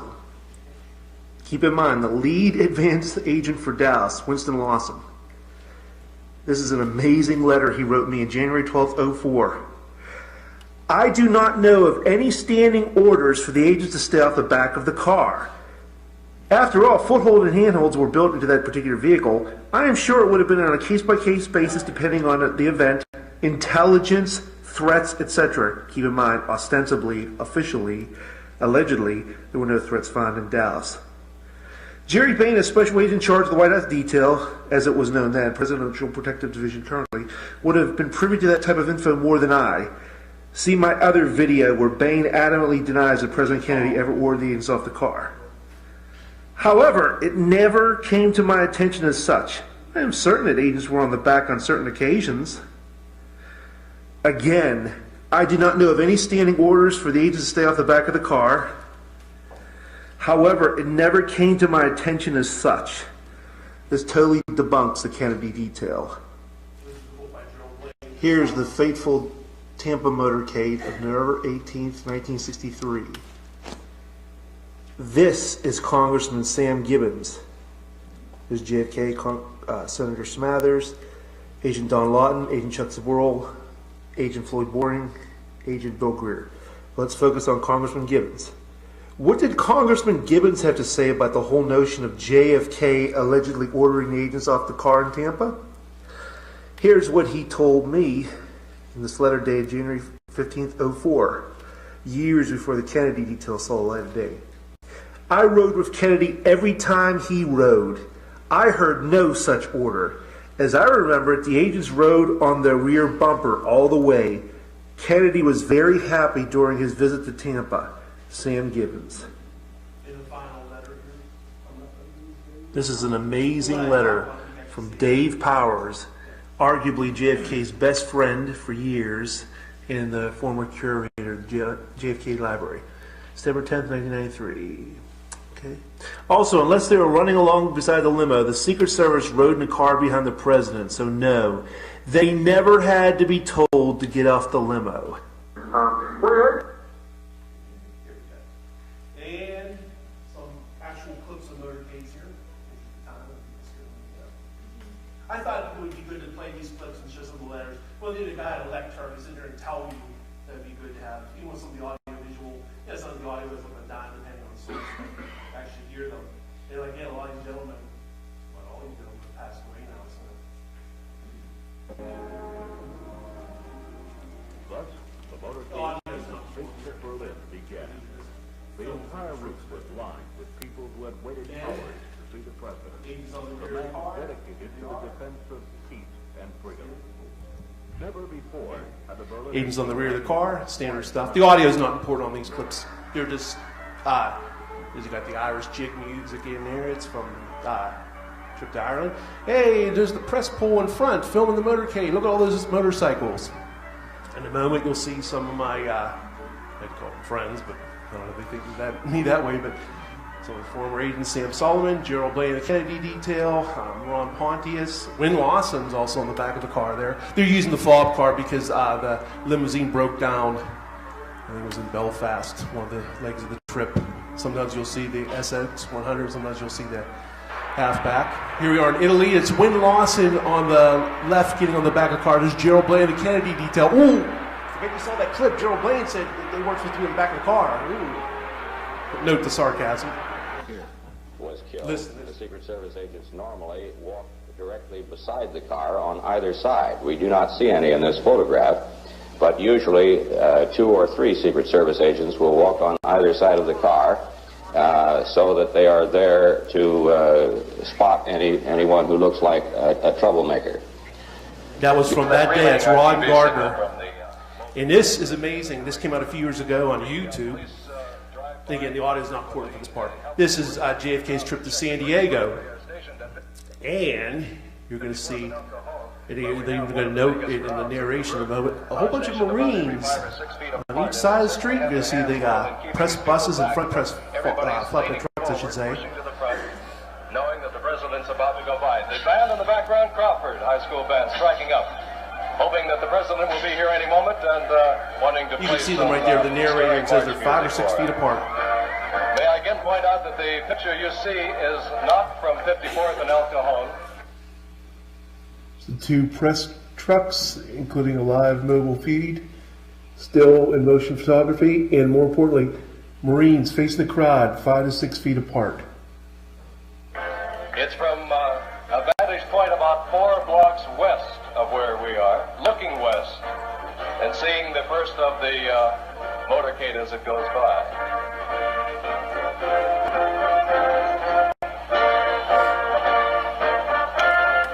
And that's part of the crowd lining the streets, lots of children, the Marines with their hands full. The motorcycle officer, I understand, has been instructed to make sure that everybody does not get out into the street. No reports of whether or not he has run over any toes or not, but doing a good job of keeping them by. Now, the presidential motorcade is approaching 54th and El Cajon. Everybody here is on his feet. The people are beginning to cheer. The people behind me are, of course, quite expectant. You can get a little sneak preview of something you'll see in a second. Again, the audio is not important. First car coming by our camera at 54th and El Cajon. Building rooftops were often guarded between the FDR and JFK days. That's another reason why it looks like a sitting duck in a car, and he wasn't. Secret Service agents normally walk directly beside the car on either side. We do not see any in this photograph, but usually 2 or 3 Secret Service agents will walk on either side of the car so that they are there to spot anyone who looks like a troublemaker. Now keep in mind, in the nation's grief, all those details are going out one ear out the other. My mom and dad told me you're still doing great. Said, Vinny, 9 people could have killed Kennedy. We were so consumed with grief. Those details you're throwing at me that day went one ear out the other about agents not being by the car. We didn't think those thoughts. We didn't care we lost our president. So it's only years later, looking in hindsight, you hear once Ron Gardner talking about there. And here you go. This is, you saw a still photo of it, but this is again all through the South American trip. The bubble tops in the back car, no rain, agents on the back of the car. Armed forces were on both sides. Look at that. Unbelievable. So my narration, I guess you can And tell one these are more segment YouTube coming videos up. of mine put together. But And you see the excellent motorcycle formation. Press was in front of the car and by the car. Press photographers. And here we go. Look at that. even if people out there think that there was one shooter from the rear, imagine if they would have been on the back of the car and these security measures. Kennedy lives. It's just another assassination attempt like Reagan and Ford and Truman. Notice the excellent security for President Kennedy. Agents on the back of the car, bubble top, great motorcycle formation, military and police line street facing the crowd. Is basically Puerto Rico, Bogota, Colombia, Caracas, yeah, Costa Rica later on. Okay, that's basically for those clips. Oh, was it interesting? I'm always on their mind. That's a Willie Nelson song. I'm always on Clint Hill and Joe Blaine's mind. See this in a second here? This is a man named Vince Palamara. Do you know him? I'm familiar with him. I don't know him. He says that, I guess, we'll talk about this, that he sent you a 22-page letter. I recall receiving a letter which... And this man's name is Vince Palamara. He's a citizen who has taken it on his own to become an expert. He's from Pennsylvania, and I don't know him. I've never talked to him. I've just seen it on the web. And he is, I believe he's a graduate of Duquesne University. So let's watch this and I'll get your reaction to it. There never would have been a book if I didn't send a 22-page letter, okay, to Clint Hill that pissed him off so much that his very good friend Jerry Blaine came out with this book as a counter. It's very obvious it's a thinly veiled attempt to rewrite history and to blame President Kennedy without trying to blame him for his own assassination. The fellow we talked about in the last interview, Vince Palamara, have you seen his letter? No, he's been critical of Well, I'll accept his. Are you worried that he's not being... Well, maybe he has some secret agenda. I don't know. Secret agenda. This is a man... Like I said, little old amateur me out in the wilderness, but here's Gerald Blaine and Clint Hill with their buddy Brian Lamb, the CEO, and they got to bring up little old amateur me. I don't know, if you watch the videos and the whole, it's out of context. I talk about Jackie in Pakistan and blah, blah, blah, John Jr. This gentleman, Vince Palamara. And then it comes up again. Second time, my wife and I, Amanda, were watching 2012. They won't mention me again, come on. And there's these beautiful stories about Mrs. Kennedy and me, which actually is a really nice book other than a few pages about the assassination out of nowhere. This gentleman, Vince Palamara, do you remember him from the last time we spoke? This is before my first book was out. And I didn't even have a book published yet. I was just the amateur out in the woods, you know? And I was like, phew. And thou protestest too much? Why were they doing that? And here's the thing, this is the big discovery. I'd say one of my big discoveries is building rooftops were normally guarded, FDR, Truman, Ike, and JFK eras. This is when, you have to search newspaper archives for it. This is Pittsburgh, 1944. 10,000 policemen were stationed along the motorcade's route. Rooftops were ordered to spectators. Okay, and you can read the rest there, the old Roosevelt smile. You might say, oh, okay, I always like to throw a little devil's advocate. Hey, I was doing World War II. Okay, yeah, whatever. Well, here's Truman. Uh-oh, World War II's over. And they're still scattered throughout the crowds. Police guard every street. And then, more importantly, building rooftops again. Here he is. You have to pay money through newspaper.com, I think it's called. You get these, but there you go. 1959, Eisenhower. You know, look at this. Even the manhole covers were battened down, and the suspicious strangers were not barred from buildings and rooftops. You might say, okay, that's good. What about JFK? Here you go. This is from a book from 1962, long out of print, called What Does a Secret Service Agent Do? Like I said, long out of print. 1962, the year before Kennedy's assassinated. And this will be blown up in a second. But the thing is, this book would not have been written without the cooperation of Chief Rowley, who's pictured, and Chief Inspector Michael Torina, who I also corresponded with. Chief Inspector Michael Torina wrote the Secret Service Manual. So if anybody in the world would know about proper procedures, he would. And again, this is an over-the-counter book, albeit it's been out of print since like the early 70s. And who cared about these things other than me back then, but it's another story. If the president is to appear in a parade, agents and policemen are assigned posts atop buildings and on the street along the parade route. Just digest that for a moment. Wow, that says it all.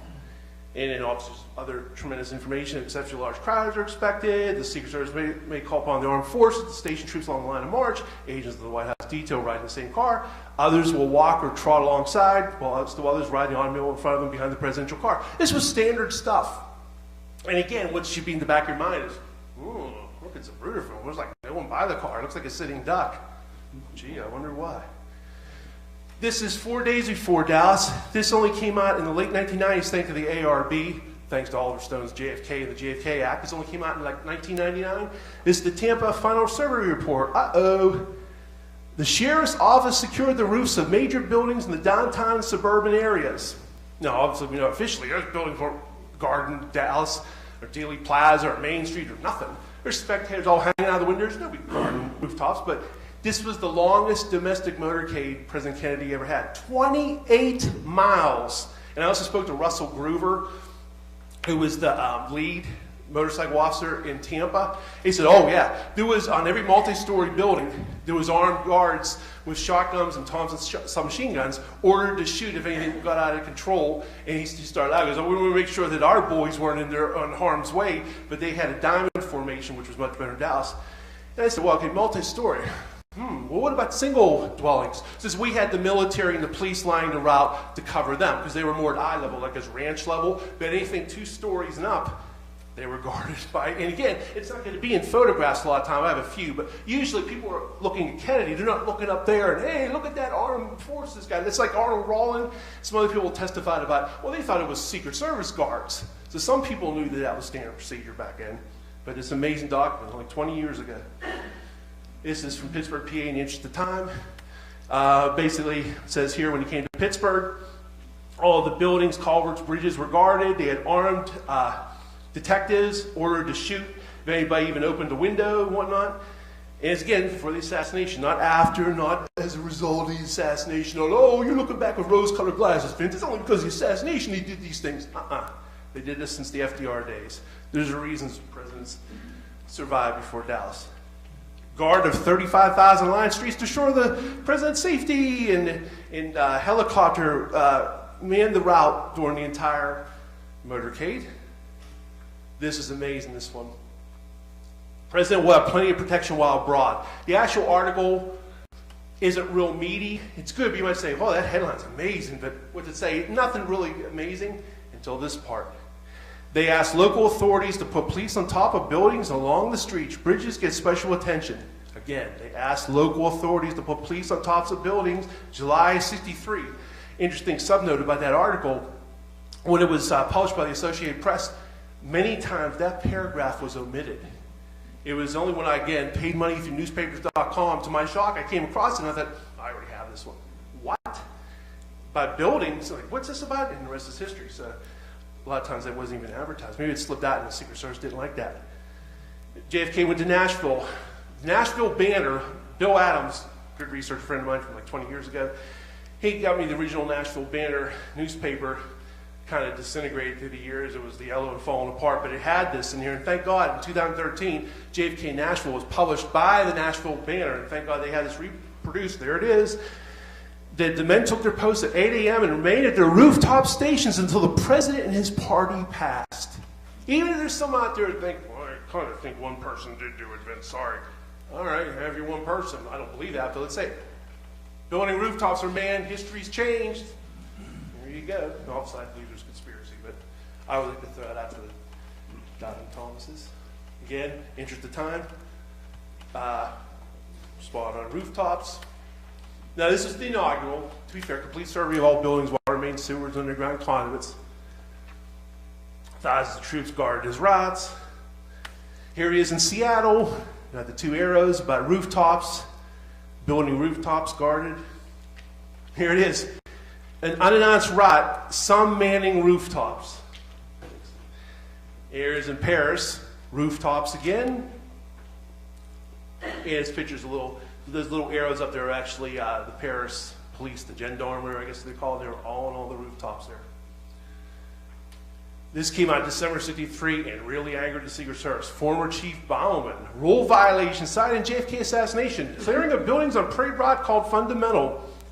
And he said this was true in Washington, D.C. motorcades, and also all out-of-town motorcade routes. Chief Bauman saying that.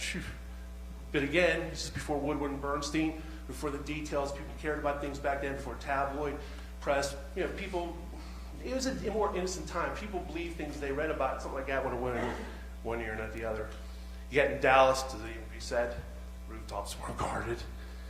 It's basically an article after the fact, a couple of days later, saying, the decision to post policemen or other agents on rooftops and in buildings always one that must be weighed against the manpower requirements. So it acknowledges that it was something that would happen, but trying to make excuses for him. Meantime, 28-mile motorcade in Tampa. Multi-story, they're all armed guards everywhere. Police motorcycles normally rode in great numbers all around the limousine. I'm going to speed this up, I only have a little more. And it says 65 motorcycles. Do I even have to say how many were around the limousine in Dallas? Look at this Bruder film. Here we are in England. Here we are in France. Here we are in Rome. There's another thing in Rome here. This is Tampa going very fast. That's why it's blurry. That's Aiden Chuck Zaporro in the back of the car. Here we are in Germany. Here we are in Milwaukee. And I love this.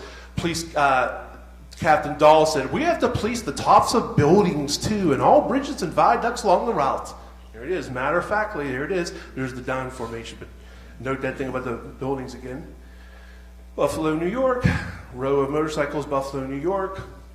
Here we are in New York, all surrounded. Good police by limo. Here we are in New York again.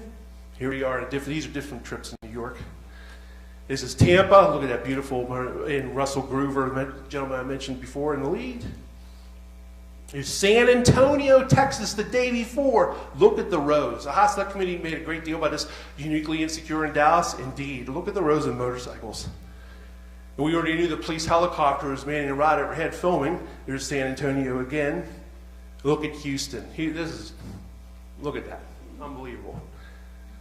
Yet in Dallas, the day before, November 21st, there were supposed to be 2 more motorcycles on each side. They weren't there. They were called away by the Secret Service, which Belford Lawson, the House Select Committee, noted was a unique occurrence. And in the final draft, he said it was uniquely insecure. There's Mr. Lawson, who felt that 8 motorcycles were too many, so he moved them aside. Here's Marion Baker, the Dallas Police Department, said, yeah, they didn't want us by the car, testified to the Warren Commission. So did B.J. Martin. They instructed us that they didn't want anyone riding past the president's car, and we were to ride to the rear of his car. I think that's all, officer. Kind of reminds you of Zapruder. Oh, that's enough, Mr. Zapruder, about shots coming from behind. Warren detective, again, I'll speed this up, but usually was a police detective's car in the motorcade. And again, this is just showing, depicting that. In Chicago, they did get wind of a threat in Chicago. Again, there was prior threats before Dallas. Don Lawton rode on the back of the car. They had 6 motorcycles surrounding the limousine, and he had a detective's car filled with armed men. Here they are in Pittsburgh, armed men in a detective's car. Here they are in Costa Rica, a Jeep with military men surrounding the agents surrounding the limousine. In Dallas, Chief Curry wanted the detective's car there. It was canceled. Will Fritz wanted his men there. They were canceled the day before. Here's Seth Canner. Will Fritz's men called off night before by Secret Service had planned to ride a closed car with machine guns and car behind president. And police and military lined the streets and buildings. And here we go, just basically saying that. This is just proving it. And again, this is in Pueblo, Colorado, not foreign trips, domestic trips. There's all the arrows of the National Guardsmen on top of the roof as well, guarding presidents. That's how presidents lived in open cars before. Speed, good intelligence, military men lining the street, police lining the street facing the crowd, many undercover detectives in the crowds, agents on or near the rear of the car, partial bubble sometimes. It's not just luck rubbing a rabbit's foot. There's a reason why presidents live. And you can't think of today with terrorism and looking at even these pictures, oh, he's a sitting duck. You got to think of the 40s, 50s, and 60s. You got to think of a time when it was a single, rifle shot. It was pistols before terrorism. So you got to put yourself in the context of the time.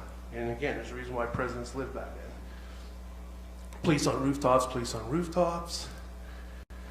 See if there's anything else. Like the Marine, you saw the videos, the Marines. This is 4 days before Dallas. There's the military priests lining the streets. Like the ranch-style one-story building. That's how they protected them. Don't have to worry about pulling a rifle out of a window there. Less obvious will be the thousands of plainclothesmen and West German police in the crowds. This is 1957, New York, Eisenhower. Partial bubble top, policemen on motorcycles and horseback, all surrounding a limousine. 1957, they could afford Eisenhower that present, protection. Don't fret, JFK will be safe abroad. And again, these are contemporary articles before the assassination. Yet in Dallas, Secret Service all secure. And famously, Kellerman said the advanced security precautions are the most stringent and thorough ever in the Secret Service history. I think I like that. A couple more minutes. There's one thing real quick. Agent Thomas Shipman, driver of Kennedy's limousine, he died of an alleged heart attack at Camp David October 14th, 1963. Spoke to his family, said he had a clean bill of health. He was a Secret Service agent assigned to drive the car. He believed he was going to be the driver in Dallas. He died. He had family in Dallas. And obviously he ended up being Greer, and Greer was very incompetent. There's Shipman driving JFK and Jackie. There's Shipman driving Kennedy in D.C. He died again a month before. I only found this out like 20 years ago. And a little old me out in the wilderness found out these gentlemen passed away. And the interesting thing to it, I'm almost done here. Chuck Zaboral, agent on the rear of the car, he served in the Marines of Oswald. What a coincidence. If that's a coincidence, it's a coincidence. But he served at Camp Pendleton at the very same time of Oswald. So that's pretty crazy. My three suspects are Floyd Boring, who was the planner of the Texas trip, who was the man who gave out all the advance assignments and did all the advance work, and basically was the one who conveyed about JFK not wanting the agents on the car. And he tells me adamantly there's no truth to that. And again, I'll just fly through these. Emory Roberts was my second suspect. He was the agent who called back the men at Love Field and was in charge of the agent at the Vogue car, who did nothing. And you saw that video before. Here he is, Emory Roberts. The next day, we saw the Umbrella Man in the Zapruder film. The next day, here's Emory Roberts holding up an umbrella for LBJ. Hello, you're supposed to be an agent. Worry about your pistol. Don't worry about an umbrella for LBJ. Jerry Kivett, looked like it's disgust to me. Emory Roberts went on to be LBJ's receptionist. So a current Secret Service, still current agent, went on to be LBJ's receptionist. Strange, to put it mildly. And yeah, it's basically Bill Greer is my final one. Bill Greer. This will be the final clip. It's only 40 seconds. Let Dave Powers speak for me. The President's friend, Dave Powers, now director of the Kennedy Library in Boston, remembers talking to a grief-stricken Bill Greer, the Secret Service agent who drove Kennedy's car. What if they'd sped out of Dealey Plaza after the first shots, but before the fatal one? I found it always, and so did he, but Bill, all those agents were very close to us, and they felt so bad. If the driver of the President's car had stepped on the gas after the first two shots, yes, the President would be alive today, and he'd be 71 years old, and he'd be the director here.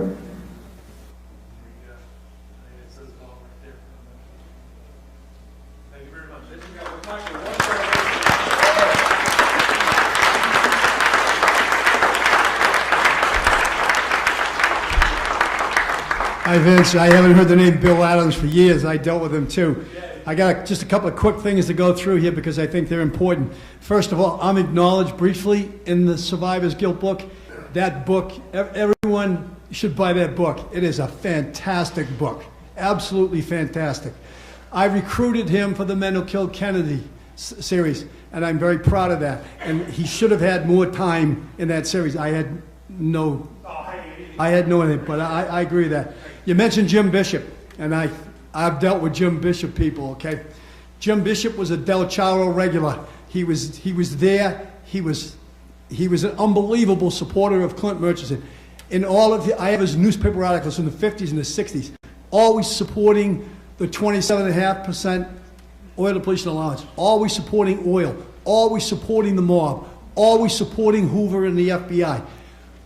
always supporting Rowley. Rowley contributed to that book and big time, and he praises Rowley constantly. Rowley's the first man to shake LBJ's hand when he gets off Air Force One. When Manchester kept hammering LBJ to let me interview you for my book, he kept putting him off and putting him off and putting him off. He finally said, okay, come on over, I'll interview. He went over, and instead of LBJ, there was a guy sitting there. You ask me questions, and I'll answer the way LBJ would. And there was a squawk box. I'm almost done. There was a squawk box. It's obviously Johnson on the squawk box. And every time the guy who was answering said something that Johnson didn't like, the little red light would go on, and the guy had to run in the back and get the right answer and come back and amend it. That man was Jack Valenti. Okay? Jack Valenti. All right? It's Valenti who is the man who invited Kennedy to the Albert Thomas dinner the night before. That's how they got him there. Not all that other stuff, just like you point out, all the other lies and myths. Okay? Then, then Bishop says, I'm going to write a book on the assassination. He goes to LBJ. No problem. LBJ and Lady Bird cooperate with Bishop completely. And finally, I met Dave Powers. I talked about him yesterday. He absolutely believed in a grassy knoll right shooter, and I showed him a gunman on the other knoll, and his eyes nearly came out of his head. I think that covers everything. Thank you.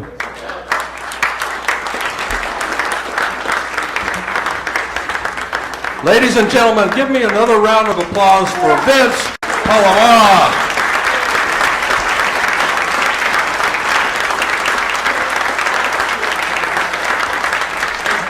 Appreciate it. And have him assist me here. We have a little something special here for Vince.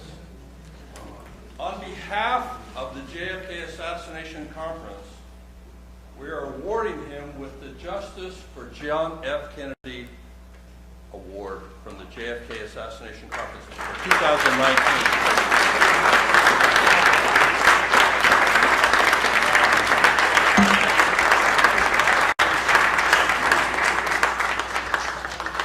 I want to say a little bit about Vince. Before he came in the room, I asked him about how he got involved with this, and he said that Penn Jones Jr. had advised him to pick a topic and research the hell out of it. I think he took Penn Jones' admonishment quite well. When I think about Secret Service, there's nothing else that comes to my mind other than Vince Palamara. He is the source authority, is he not? Now, correct me if I'm wrong. I read on the internet, and you know how reliable that can be, that you started this in 1988.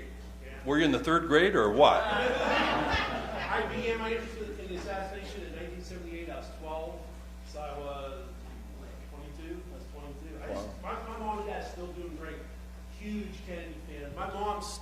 My mom still cries on certain occasions about President Kennedy. It really affected them deeply. So it affected me. I was born in 1966 after the fact, you know. It always has struck a chord with me, and then the rest of the system. Don't get me wrong, I'm also interested in his life too, but something about his assassination, and it would just make a long story very short. Like 30 seconds.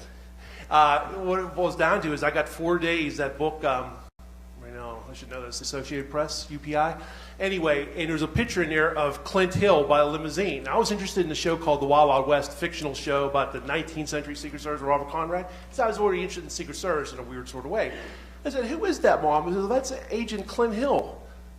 Some reason it just resonated for me. From that moment on, I just started looking at the Secret Service. It was all secondary sources at first, but then I got into primary sources, and it was in the early 90s. In fact, I don't know if Dr. Weck's still here.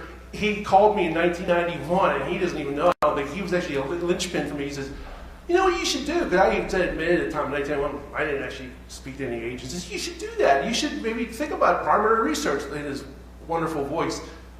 And I started to do that. So actually, Dr. Wecht, wherever you are, it's your main impetus as well. So my parents and Dr. Wecht. Yeah. Right. One more time, ladies and gentlemen, Vince Palamara.